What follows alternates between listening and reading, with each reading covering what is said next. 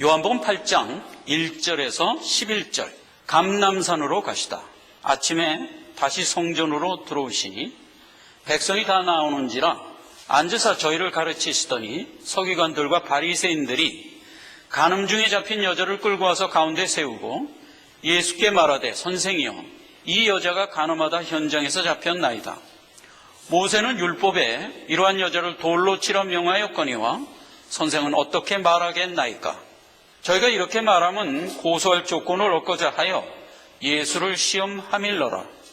예수께서 몸을 굽히사 손가락으로 땅에 쓰시니 저희가 묻기를 마지 아니하는지라. 이에 일어나 가라사대 너희 중에 죄 없는 자가 먼저 돌로 치라 하시고 다시 몸을 굽히사 손가락으로 땅에 쓰시니 저희가 이 말씀을 듣고 양심의 가책을 받아 어른으로 시작하여 젊은이까지 하나씩 하나씩 나가고 오직 예수와 그 가운데 섰는 여자만 남았더라. 예수께서 일어나사 여자 외에 아무도 없는 것을 보시고 이르시되 여자여 너를 고소하던 그들이 어디 있느냐? 너를 정죄한 자가 없느냐?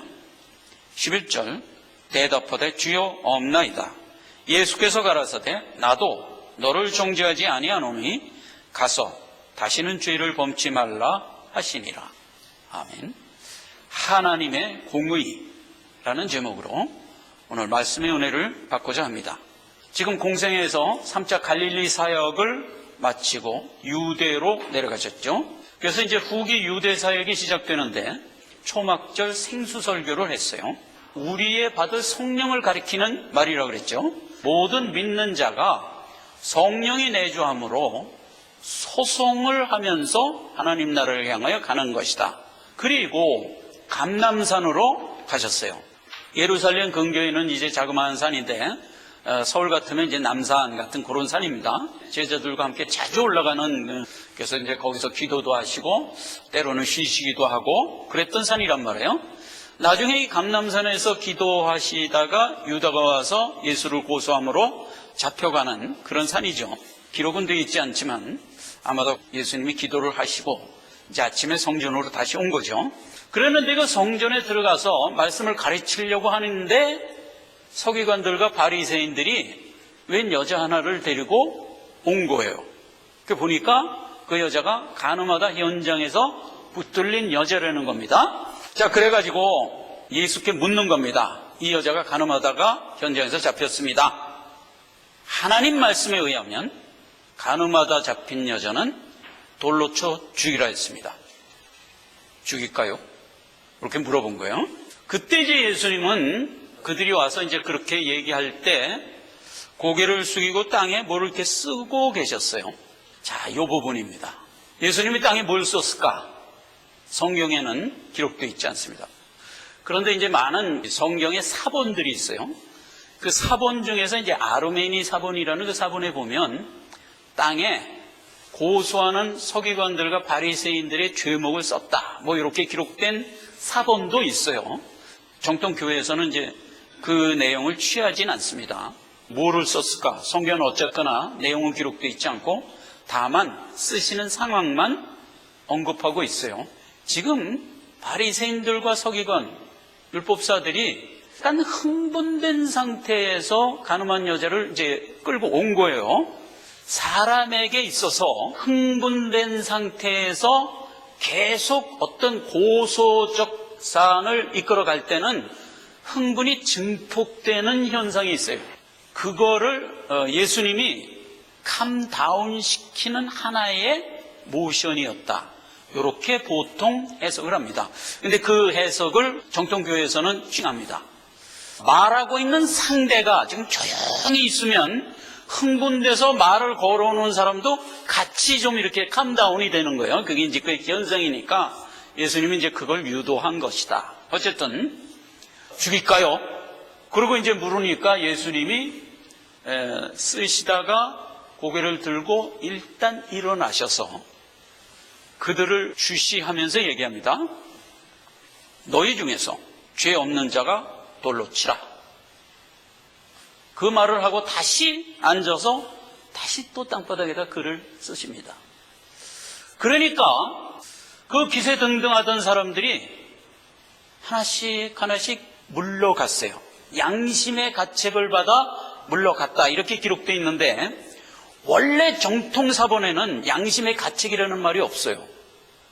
그런데 이제 많은 그 사본에서 양심의 가책을 삽입했어요, 사실은. 자, 이거 참 특이한 상황입니다. 이따가 이제 자세히 우리가 살펴보겠지만, 죄인이 어떤 정죄에 그 흥분된 상태에 와서 막 정죄를 하는데, 죄 없는 사람이 먼저 와서 돌로 치라 했다 해서 그 말에 은혜를 받고 양심의 가책을 받는 일이 죄인에게 생길까? 그런 일은 믿는 자에게만 있을 수 있는 현상이에요, 사실은. 잘못된 상황에서 바른 말씀을 듣자 그것 때문에 은혜를 받고 말하자면 회개하는 마음으로 내려가는 거는 일반 죄인들은 그런 마음이 없는 거예요. 누구만 있냐? 구원받은 자에게만 있는 거예요. 그런데 여기 지금 서기관들과 바리새인들이 그 상황이 된 거예요. 이건 굉장히 특이한 상황이고 죄인들이 그런 소양이 있어서 회개를 한 거 아니고 하나님의 어떤 초월적인 능력으로 누른 것이다 라고 보는 게 오히려 더 맞는 현상이에요. 자, 그랬더니 이제 아무도 없게 됐죠. 그래갖고 이제 예수님이 그 여자에게 묻습니다. 너를 정죄한 자가 어디 갔냐? 다 갔나이다. 나도 너를 정죄하지 아니하노니 가서 다시는 죄를 짓지 말라 하고 이 사건이 끝납니다. 그 이후에 내용은 기록되지 않았지만 이 여인은 현장에서 가늠하다가 적발돼서 왔으니까 죄 중에 살던 사람이잖아요. 분명히 회개하고 바른 삶을 사는 자가 되었을 것이다. 우리가 이렇게 추측을 하는 겁니다.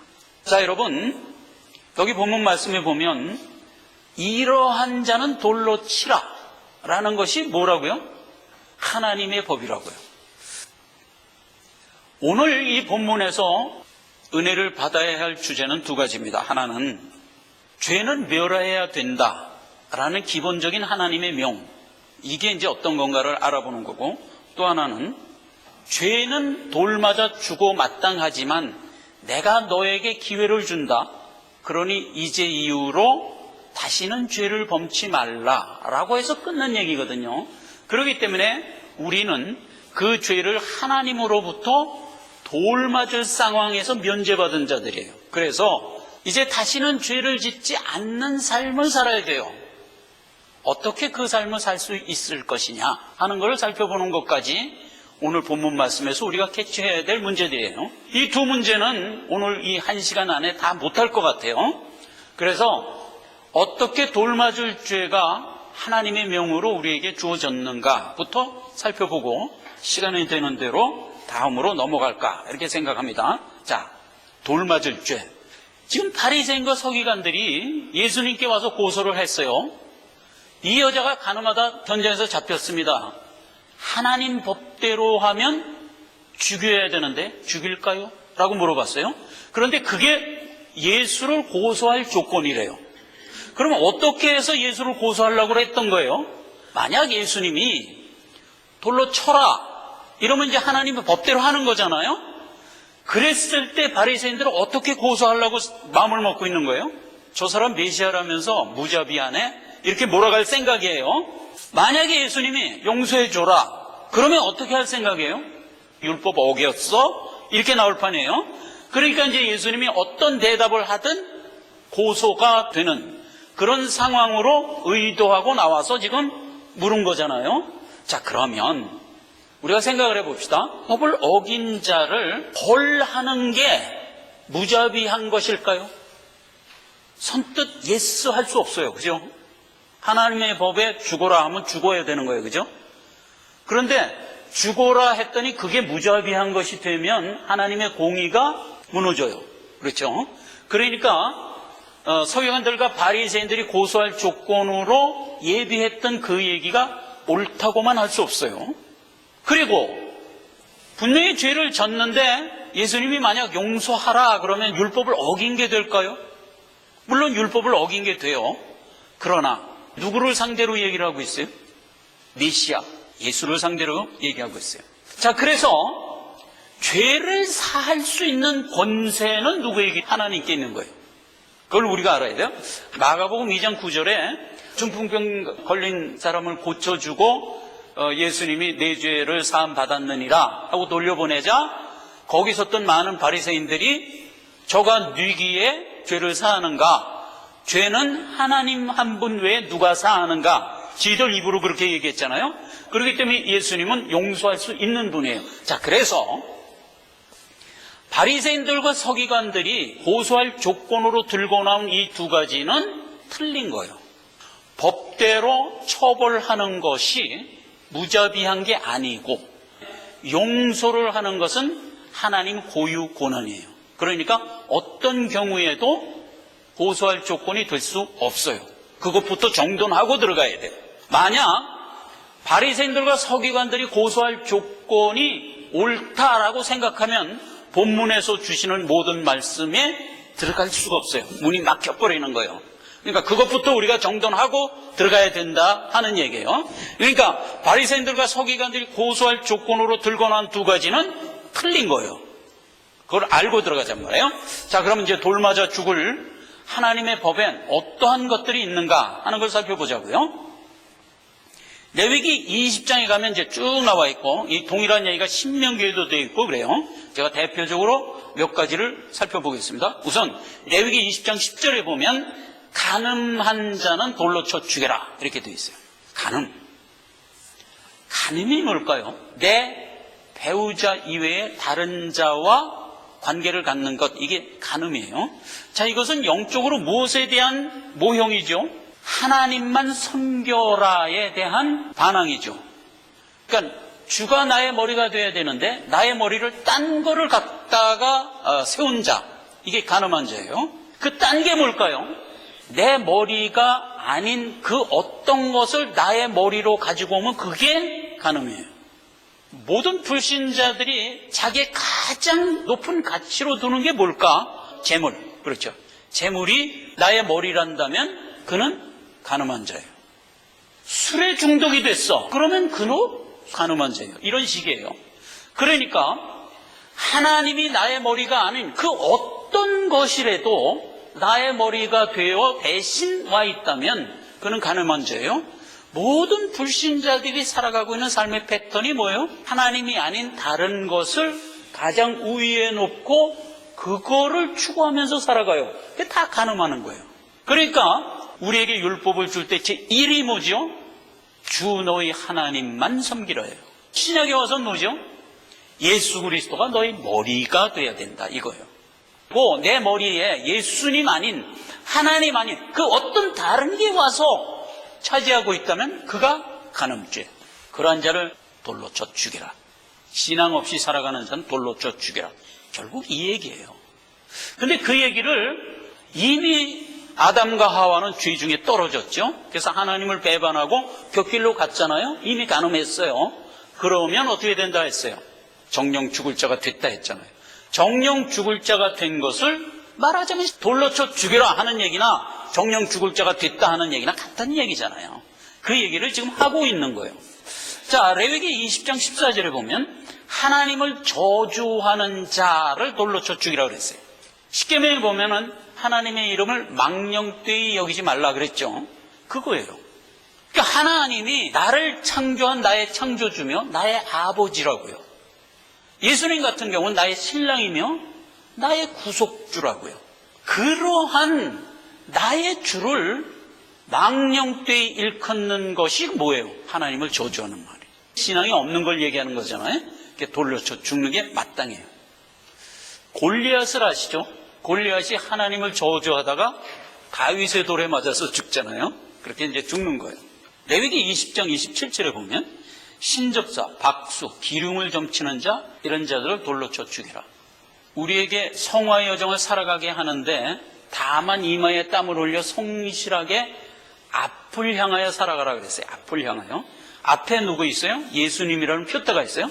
그래서 예수님이라는 표대를 향하여 나아가면서 살아라 그랬어요. 그래서 우리는 무슨 일을 만날지 알 수 없는 상황에서 다만 주만 바라보며 열심히 살아갈 뿐이에요.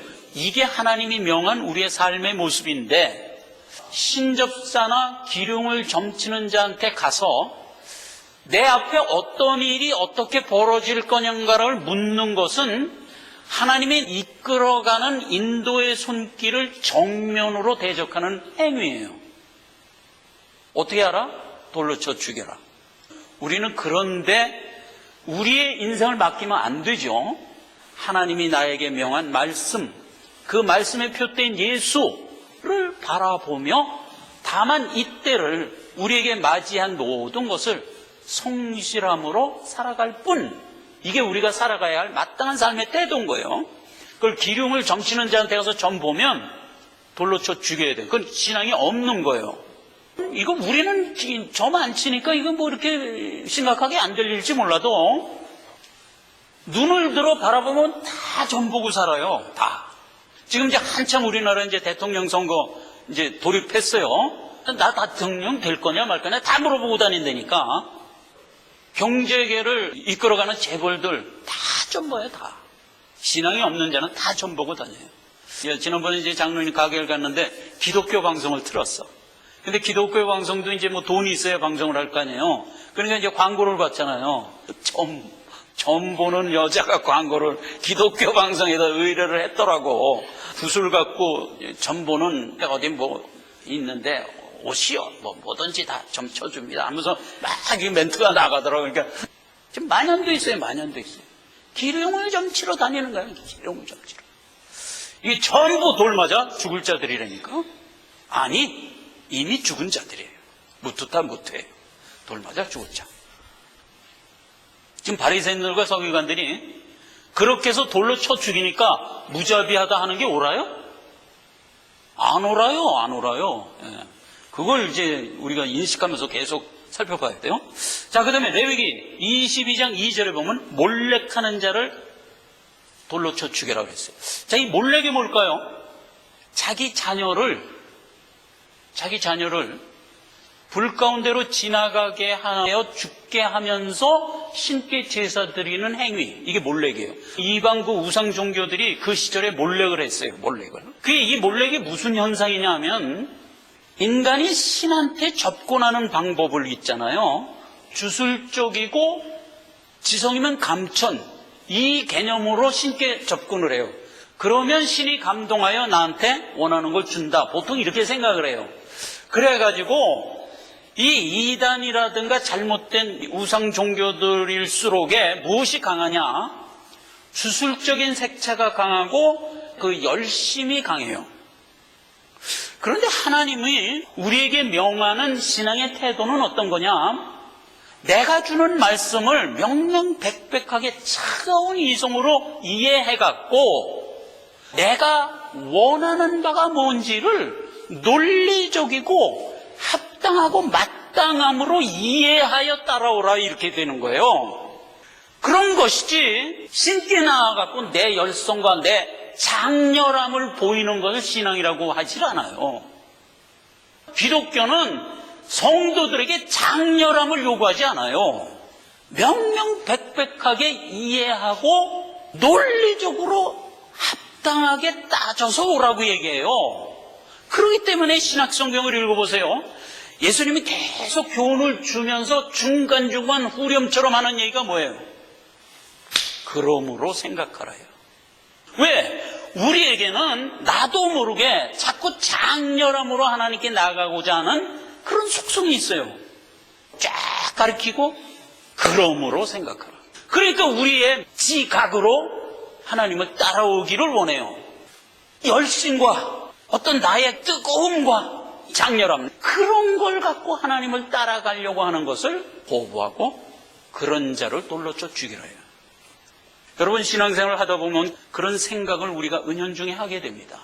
뭔가 이렇게 빠닿는 게 없어? 은혜가 안 된다고 하는 된 성도들이 원하는 바가 뭐냐 하면은 어떤 강렬하고 초월적인 현상들이 나한테 탁 오기를 원해요.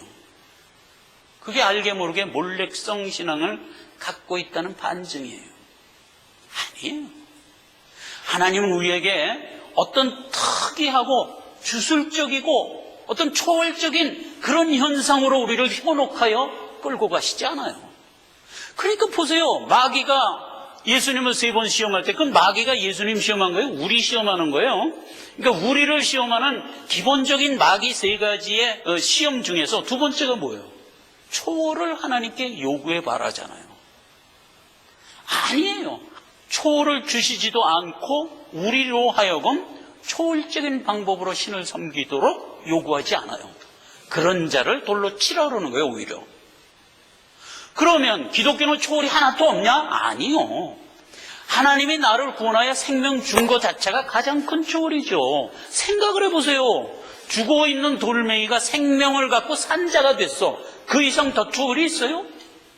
그렇게 초월로 우리를 살리고 네가 살아난 그 지각을 갖고 날 따라오라는 거예요. 지금은 하나님이 주시는 말씀을 내가 논리적이고 합당하고 마땅함을 갖고 따라가기를 원하지 초월을 요구하지 않아요.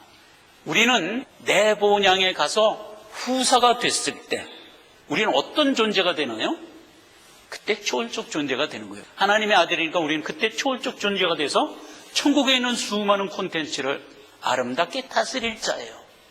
그때 우리는 초월적 존재가 될 거예요. 지금 뭐 그렇게 안타까워서 이걸 쫓아가냐 이거예요. 그런 자를 돌로 쳐 죽이라 했는데, 그렇죠? 몰렉은 돌로 쳐 죽여라 해요. 그 다음에 이제 레위기 20장 13절에는 동성애자를 돌로 쳐 죽이라 해요. 오늘날 이 동성애자를 돌로 쳐 죽이라고 그러면 내가 돌 맞아요. 큰일 나요. 지금 그렇게까지 됐어요. 그럼 도대체 동성애자가 뭐길래 돌로 쳐 죽이라 하느냐 하는 겁니다. 우리 일반 법에 보면 법조문에는 없지만 판사들이 개념을 갖고 판결을 하는 두 측면이 있어요. 하나는 뭐냐면 괘씸죄라는 게 있어요. 그럼 법조문에는 없어요. 괘씸죄. 그 다음에 또 하나는 뭐냐면은 질서범이라는 게 있어요. 질서범. 말하자면 동성애는 하나님 법에 의하면 질서범이에요. 하나님이 지금 어떤 방법으로 어떤 방향을 향하여 우리를 이끌어가고 있어요? 하나님이 이끌어가고 있는 방향이 있어요. 뭐죠? 죄된 자리에서 성결의 자리로 우리를 끌고 가요. 이렇게 끌고 가요. 그래서 하나님이 이제 일정한 한 방향을 향하여 우리를 쭉 끌고 가고 있어요. 그런데 거기서 툭 튀어나와갖고 그 방향을 거슬러 가는 자가 있어요. 그게 뭐예요? 질서범. 그게 하나님을 대적하는 가장 고의적인 악질범이에요. 많은 죄의 현상이 하나님이 끌고 가고자 하는 방향에서 영리로 가요. 거꾸로 가는 거예요. 하나님이 이거 해라. 그러면 안 해. 이거 하지 마라. 그러면 해. 말하자면 이런 거예요. 그게 동성애자가 갖는 현상이에요. 그러므로 동성애자는 죄를 가장 고의적이고 악질적으로 대적하는 현상을 일컫는 말이에요. 그래서 죄가 관영하잖아요. 죄가 자꾸 자라요. 죄가 끝간데 없이 갔을 때 나타나는 현상이 동성애예요. 소돔과 고모라가 멸망할 때도 동성애가 창궐했던 걸 알죠? 하나님이 더 이상 이제 죄가 더 찰 데가 없다. 그러면 이제 유황불로 멸했던 거 아니에요? 사사기에도 많은 그 백성들이 이제 죄로 물들어갖고 거의 끝간데 없이 갔을 때 상황이 뭐예요? 그때도 동성애예요. 베냐민 지파가 그 지나가는 레위 자손의 그 비류, 그도 잘못된 자였어요. 그 비류가 첩을 얻어갖고 여행 중에 베냐민 지경을 지나가다가 그러니까 어떻게 했어요? 베냐민 사람들이 끌어내라. 근데 그 첩을 끌어내라 그런 게 아니요. 너 나와라 이렇게 된 거예요. 너. 그때도 동성애예요. 그래갖고 그 여자 죽고 나중에 이제 이 레위 이 사람이 화가 나갖고 이스라엘 11지파에다가 그 자기 첩의 시체를 이렇게 토막을 내갖고 보내잖아요. 이렇게 억울하게 죽었는데 첩을 좀 해주라. 그랬더니 11지파가 일시에 모여갖고 베냐민 지파를 진멸을 해버렸잖아요. 그 베냐민 지파를 골인하게 생긴 거야. 그랬던 사건이 사사기에 있잖아요. 그때도 뭐예요? 동성애. 죄가 관영하여 끝간데 없이 가면 나타나는 현상이 동성애입니다. 또 돌로 쳐 죽여야 해요. 지금으로부터 한 5, 60년 전이잖아요. 그때만 해도 동성애가 이렇게 뭐 회자되지 않았어요. 동성애가 뭔가 그러고 다 몰랐어요. 근데 급격히 요즘 들어갔고 요즘은 어때요? 분위기가. 동성애가 뭐 참 그랬어요. 그리고 이들이 동성애법을 세워가지고 사회의 주역으로 떳떳이 나오잖아요. 떳떳이. 지금 거의 소돔과 고모라와 같은 사회 상태로 치닫고 있는 걸 우리가 지금 보는 거예요. 그만큼 뭐예요? 죄가 많이 관영돼 있고, 죄가 관영되면 예수님은 재림하도록 돼 있죠. 예수님 재림 때가 굉장히 급박한 때다 하는 것을 사회 현상을 통해서도 우리가 보는 거예요. 이 동성애는 하나님이 이끌어가고 있는 구속의 방향을 영리로, 그렇죠? 영리로 거스르는 자, 죄의 최고봉, 돌로 쳐 죽여라. 신명기 17장 5절에는 우상을 섬기는 자 돌로 쳐 죽여라. 신약의 가르침대로 하면 이런 게 우상 섬기는 겁니다. 탐심이 우상 섬기는 겁니다. 우리에게 탐심이 있어요. 음식을 보면 식탐이 있죠. 식탐. 그게 탐심이에요. 언제 식탐이 생기냐면 굶어 있을 때 식탐이 생겨요. 남자들은 언제 경험하죠? 군대 갔을 때 경험합니다. 군대 가면 이제 정한 양을 항상 주고 운동을 많이 하니까 항상 배가 고파요. 항상 정량을 주는데 훈련량이 많다 보니까 항상 배가 고픈 건 뿐인 거예요. 사회 같으면은 주전부리를 하지. 근데 군대는 식사 시간 외에 식사할 기회가 없으니까 항상 배가 고픈 것 뿐이에요. 뭐 먹이질 않아갖고 배가 고픈 그런 개념이 아니에요. 그러면 어떤 현상이 생기냐? 음식을 주잖아요. 그럼 내 정량 딱 먹고 배부르면 끝나야 되는데 탐이 생겨갖고 양을 더 먹는 거예요. 그런 이제 경험을 군대 갔을 때 다 하잖아요. 그런 식이에요. 그럼 이게 이제 먹는 일에도 탐이 생기는데 다른 모든 거에도 다 똑같아요. 탐이 가서 들러붙으면 그때서부터 그게 우상 섬기는 거예요.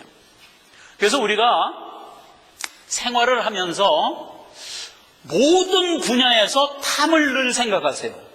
탐을. 적당할 때 끝날 수 있는 게 은혜예요. 이게 적당할 때서 한 걸음을 더 들어가면 그게 탐이고, 그걸 성경은 우상숭배다. 돌로 쳐 죽여라 해요. 아무렇지도 않게 우리가 탐을 하면서 가죠. 성도는 그러면 안 돼요. 절제를 하고 말하지만 젠틀하게 우리의 삶을 이끌어갈 줄 알아야 돼요. 탐을 버려라. 자, 그 다음에 신명기 21장 18, 21절에는 패역한 자식을 돌로 쳐 죽여라 그랬어요. 신명기 21장 8절을 읽겠습니다. 18절. 사람에게 완악하고 패역한 아들이 있어 그 아비의 말이나 그 어미의 말을 순종치 아니하고 부모가 징책을 하여도 듣지 아니하거든 그 성읍의 모든 사람들이 그를 돌로 쳐 죽일지니 이같이 내가 너희 중에서 악을 지하라. 자식이 있는데 부모나 어머니의 말을 안 들으면 돌로 쳐 죽여라 해요. 참 참혹한 얘기입니다. 아비의 말을 듣지 않는 것이 뭐죠? 하나님의 말 순종치 않으면 부투타 묻히죠. 당연한 얘기입니다. 그걸 이제 아들이라는 모형에 담아줬기 때문에 우리가 좀 이상한 건데, 영적으로 들어가 보면 당연한 거예요. 하나님 말씀 거부하면 당연히 죽는 겁니다. 자, 그런데 이제 요즘에 이단들이 많이 있습니다. 이단들이. 근데 이단이 교주라는 게 떡 있어가지고 이제 홀이면서 끌고 가잖아요. 여러분, 이단에 우리는 빠져본 일이 없기 때문에 이해가 잘 안 돼요. 그런데 인간이라는 건 죄성이기 때문에 이단에 한번 홀려 들어가면요, 그냥 끌려갑니다. 그래서 이제 어느 여교주가 있는 이단이 하나 있어서 이름이 그 이제 여교주가 있는 게 박옥수하고 틀립니다. 그거는 뭐 유병헌 그 교단 중에 일파고. 근데 사람들이 이제 미혹돼 갖고 끌고 가고 있습니다. 근데 거기에 감리교 감독 하나가 미혹돼서 끌려 들어간 거예요. 참 이해할 수가 없죠. 어떻게 그런데 끌려 들어가나. 근데 그 이단, 이게 신앙이 없으면 그렇게 이제 여려지는 거예요. 그래갖고 막 끌려가는 거예요. 이단 연구소에서 나온 사례입니다, 이게 지금. 근데 그 여자 교수에게 아들이 하나 있었고요. 미혹돼서 들어간 감리교 감독에게는 예쁜 딸이 하나 있었어요. 그래서 이제 같이 모여서 이제 저희들끼리 모임을 갖지 않습니까? 이단 모임, 이단 예배를 이제 드리는데, 교주의 아들하고 감리교 감독의 딸하고 이제 정분이 났어요. 둘이 사귀었어. 뭐 젊은 선남 선녀가 사귀는 건 뭐 그러다 할 수 없죠. 사귀었는데 이 교주가 신도들을 모아놓고 얘기를 한 거예요. 저 처녀가 막이 들려가지고 우리 아들을 유혹해서 죽여야 돼. 이렇게 된 거예요. 그냥 덤벼요. 그래? 그럼 죽여야지. 그럼 이제 달려드는 거야. 이해 안 되죠? 우린 이해할 수가 없어요. 근데 이 이단이 그렇다니까. 처녀를 가운데 앉혀놓고 너 마귀 들렸으니까 넌 죽어야 돼. 몽둥이를 다 하나씩 이제 준 거예요. 신명기에 보면 돌로 칠 때 아비가 먼저 쳐라 이렇게 돼 있어요. 그만큼 이제 엄연한 것을 이제 강조하기 위해서 성경에 그렇게 기록해. 그러니까 이 교주가 그 성경 문구 그대로 감독 감독 당신이 애비니까 애비가 먼저 쳐 이렇게 된 거야. 그렇게 애비가 몽둥이로 쳤어. 그러니까 온 이단 교인들이 들러붙어 갖고 쳐갖고 죽었어요. 딸이 죽고 나서 깨우친 거야 이 감독이. 내가 이 이단에 빠졌었구나. 그래갖고 이제 탕명한 연구소에 와서 일렀어. 내가 이렇게 빠져서 내 딸까지 죽이고 이게 나 참 이게 한심한 놈입니다. 그러고 일러갖고 이게 사례가 이제 세상에 나오게 된 거예요. 지금 돌로 쳐 죽여라가 결국 따지고 보면 무슨 얘기예요? 하나님 대적하고 하나님 우리에게 주신 말씀 거부하면 안 믿는 자잖아요. 안 믿는 자가 곧 죄인이잖아요. 죄인은 뭐예요? 멸망이잖아요. 그 얘기를 하고 있는 거잖아요, 지금. 그 얘기를 구약에 이런 모형에 담아서 계속 우리에게 전해주고 있는 얘기를 문자 그대로 난 애비니까 내가 먼저 몽둥이로 쳐서 죽여야 되겠다 하고 나가는 이런 무지몽매가 우리 신자들은요, 그래서 아까 제가 서두에 한 얘기대로 신앙이라는 것은 지각 위에 서야 되는 거예요. 하나님 우리에게 우리의 지각으로 하나님의 말씀을 분명하게 이해하고 따라오기를 원하지 무지몽매 속에서 몽롱하게 따라오기를 원하는 게 아니라니까. 이런 우를 범하면 안 되잖아요. 이게 너무나 안타까워서 제가 이제 이 사례를 얘기하는 겁니다. 자, 레위기 22장 21절. 처녀의 표 없는 자를 돌로 쳐 죽이라. 혼전의 순결을 잃은 여자는 돌로 쳐 죽이라는 얘기잖아요.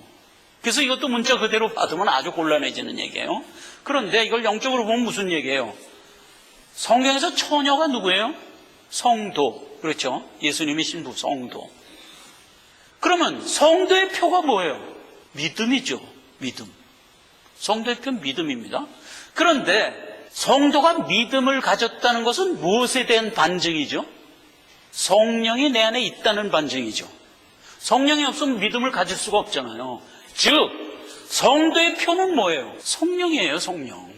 자, 그래서 신약에 오면 열천의 비유가 나오죠. 우리가 다 아는 얘기지만 제가 한 구절 읽겠습니다. 천국은 마치 등을 들고 신랑을 맞으러 나간 열처녀와 같다 하리니 미련한 다섯 처녀는 기름을 등에 준비하지 않았고 슬기로운 다섯 처녀는 기름을 등에 준비하며 신랑을 기다리고 있었다. 그런데 이제 어느 날 신랑이 오니까 기름을 준비한 다섯 처녀는 바로 신랑을 맞이하여 혼인잔치로 들어갔고, 기름을 준비하지 않은 미련한 다섯 처녀는 신랑이 오는 곳을 보고 기름 구하러 가다가 그만 신랑을 놓쳤다. 그래서 식장의 문이 닫히니까 뒤늦게 온 미련한 다섯 처녀가 열어달라고 할 때 안에서 신랑이 하는 말, 내가 너희를 도무지 모르니 떠나가라 하리라. 처녀가 가지고 있는 기름이 뭐예요? 성령. 성령. 이게 처녀의 표란 말이에요. 성도의 표가 뭐예요? 성령, 믿음이란 말이에요. 우리가 갖는 믿음은 무엇으로 증명이 되죠? 나무 가지가 흔들리는 것이 무엇에 대한 증명이죠? 바람이 있다는 것에 대한 증명이잖아요. 즉 성도가 믿음을 가졌다는 것이 무엇에 대한 증명이죠? 성령이 내 안에 있다는 증명이란 말이에요. 그러므로 믿음을 가진 자는 나뭇가지가 바람에 흔들리는 것 같은 행동을 한다고요. 즉 믿음을 가지고 생명짓을 한다고요. 그러니까 하나님이 나에게 준 말씀을 은혜로 받고 쫓아가고자 하는 행보를 보인다고요. 그게 우리가 갖고 있는 믿음이잖아요. 그러니까 성도의 표, 믿음, 즉 성령, 이게 처녀의 표예요. 없으면 어떻게 된다? 안 믿는 자잖아요. 당연히 무투타 무투지. 돌로 쳐 죽여야지. 그게 뭐 이상한 얘기가 아닌 거예요. 천의 표 없으면 당연히 돌로 쳐 죽여야지. 민수기 15장 35절 안식일을 범하는 자 돌로 쳐 죽이라. 제7일이에요. 제7일 안식일. 오늘날 우리에게 안식일은 언제죠? 당연히 제7일이에요. 근데 우리가 언제 살고 있어요? 제 안식기 7일을 살고 있어요. 지금 우리가. 옛날에는 6일을 살았지. 구약 성도들이 6일을 살면서 뭘 바라봤어요? 7안식일을 바라봤어요. 근데 예수님이 오셔서 우리를 구원하자 그게 이루어져서 성취돼 갖고 7이 성취된 거예요. 그래서 지금이 구원이 이루어진 지금이 안식기예요. 그런데 우리가 지금 이 안식기 넉 달 농사 기간의 때를 살고 있어요. 앞으로 주님이 재림하여 우리를 맞이하여 데려갈 거예요. 그러면 주님이 오기 전까지 우리는 안식기를 살고 있어요. 이 안식기를 성화의 삶으로 살지 않는 자 돌로 쳐 죽이라 해요. 당연하죠. 옛날에는 안식일을 범하면 돌로 쳐 죽였어요. 그 얘기는 무엇에 대한 모형이냐? 예수님이 우리에게 베풀어준 구속의 때를 성화의 여정으로 살아가지 않는 모든 자, 죽을 자잖아요. 안 믿는 자니까. 그렇죠? 그래서 이제 오늘날 우리는 안식기를 살고 있는 구원받은 자다 말이에요. 당연히 우리는 주의 자녀들이고 이 삶을 살지 않는 모든 불신자들이 돌로 맞아 죽을 자죠. 당연한 거다. 총정리입니다. 여호수아서 7장 25절에는 금, 은, 동철은 여호와의 것이니 여호와의 곳간에 드리라. 너희가 만약 저 금은 동철을 훔쳐가면 돌맞으리라. 이렇게 된 거예요. 그런데 그걸 누가 범했어요? 유다 지파 아간이 범했죠. 여리고성을 들어가 갖고 다 진멸하고 거기에 있는 금은 동철을 다 모아서 여호와의 곳간에 드렸는데 아간이 그 중에 일부를 훔쳐서 걸렸어. 그래서 돌 맞아 죽어갖고 어디에 묻혀요? 아골골짜기에 묻히는 거예요. 자, 그렇게 된 얘기예요. 이게 이제 총정리인데 금은 동철이 뭐냐 하면 그것으로 무언가를 빌트하는 거예요. 빌트의 재료죠. 근데 예수님이 지금 구속사라는 전체적인 틀에서 뭐를 빌트하고 있어요? 천국을 빌트하고 있어요. 너희는 근심하지 마라. 하나님을 믿으니 또 나를 믿으라. 내가 너희를 위하여 처소를 예배하러 가노니 가서 너희를 위하여 처소를 예비하면 내가 다시 와서 너희를 내게로 인도하여 나 있는 곳에 너희도 있게 하리라. 그래서 예수님은 지금 십자가에 못 박혀 죽으시고 지금도 일하고 계세요. 뭘 일해요? 빌트를 하는 거예요. 그렇죠? 하나님의 처소를 지금 계속 짓고 있는 거예요. 예수님의 직업이 목수인 것도 이것과 관련이 되게 생각해야 돼요. 왜 하필 그 많은 직업 중에 예수님의 직업을 목수로 했을까? 빌트란 말이에요. 구속사 전체가 결국 보면 예수님이 짓고 있는 거예요. 잘 짓고 잘 짓어요. 계속 짓고 있는 거예요. 그 짓고 있는 말하자면 재료들을 금은 동철이라고 묘사했던 거예요. 그러니까 금은 동철을 예수님이 가지고 자기의 나라를 짓고 있어요. 나라 안에는 우리도 포함되는 거예요. 우리를 뭐라 그랬어요? 나의 나라요 그랬잖아요. 그러니까 천국이라는 것을 건설하는 것 안에는 가장 중요한 목적물이 우리예요. 그러니까 예수님은 우리의 인성을 계속 키우면서 빌트를 하고 있어요. 그게 뭐예요? 구속 역사다 말이에요. 하나님의 구속 역사다 말이에요. 우리의 시간대로 6,000년간 하나님이 일을 좀 하고 거의 막바지에 와 있는 거예요. 말하자면 금은 동철. 이끌어가는 구속 역사의 한 스텝 한 스텝을 얘기하는 거라고요. 그걸 죄인들이 도용을 하는 겁니다. 훔치지 말라 하는 건 그 도용을 해갖고 또 자기의 어떤 방향을 향하여 짓고자 하는 거예요. 그게 금은 동철을 훔치지 말라의 속뜻이에요. 그러면 많은 죄인들을 보세요.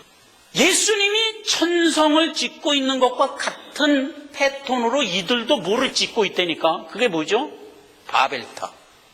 그러니까 죄인들도 하나님이 쓰시고 있는 금은 동철을 훔쳐서 아간처럼 훔쳐서 그걸로 바벨탑을 짓고자 하는 거예요. 이걸 전체적으로 이해하면 무슨 얘기예요? 인본주의로 바벨탑을 짓겠다라고 하는 죄인들의 사상이잖아요. 그걸 돌로 쳐 죽이라 이거예요. 상징적인 단체가 하나 있어요. 이건 뭐 제가 세대주의자적 해석으로 하는 얘기가 아니에요. 1800년도에 영국에서 생긴 석공조합이에요. 그게 프리메이슨이에요. 이 석공조합이 오늘날 세계 지도자급의 회원들이에요. 정치 지도자, 체계 지도자가 다 이 석공조합의 회원들이에요. 그래서 이들이 인본주의 사상과 사람의 기술과 지각으로 유토피아, 지상 낙원을 완성하고자 하여 지금 200년 이상을 하고 있어요. 세계를 이끌어가고 있어요. 이 인본주의, 말하자면 세계관을 갖고 세계를 이끌어가고 있어요.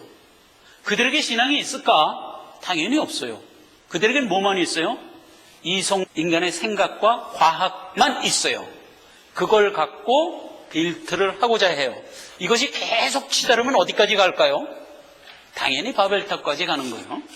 그래서 지금 세계는 인본주의 사상으로 만연되어 있어요. 모든 교육, 모든 시스템이 다 인본주의를 근간으로 하여 세워져서 흘러가고 있어요. 어떻게 돼요? 돌 맞아 죽을 자들이란 말이에요. 절대로 보이는 세계에는 소망이 없어요. 멸할 곳이에요. 우리 성도들은 그걸 알고 신앙생활을 하는 자들이에요. 돌 맞을 자는 원래 하나님이 이렇게 구구절절히 규정하여 우리에게 알려준 거예요. 돌 맞을 자를 마땅히 돌 맞아 죽게 할 수밖에 없기 때문에, 그러기 때문에 우리가 구원을 받은 거예요. 돌 맞을 자로 돌로 치는 것이 무자비한 게 아니에요. 그건 마땅한 거예요. 그래서 할 수 없이 하나님이 우리를 구원한 거잖아요. 이 은혜를 생각하고 오늘날 우리가 하나님의 말씀을 향하여 나가자. 기도하겠습니다. 하나님 아버지 은혜를 감사합니다. 간음한 여인을 붙들어 고소할 조건을 가지고 대쉬했던 악한 무리들을 말씀을 통하여 보았습니다. 돌 맞을 자가 마땅히 죽는 것은 당연한 것이고, 그 가운데 우리가 은혜를 받아 구원을 입었습니다. 다시 한번 감사를 드립니다.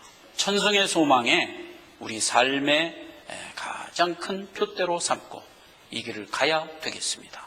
연약한 인성을 하나님이 그때그때 도우시고 깨닫는 마음을 도와서 이 길을 따라가게 하옵소서. 예수님의 이름으로 기도했습니다. 아멘.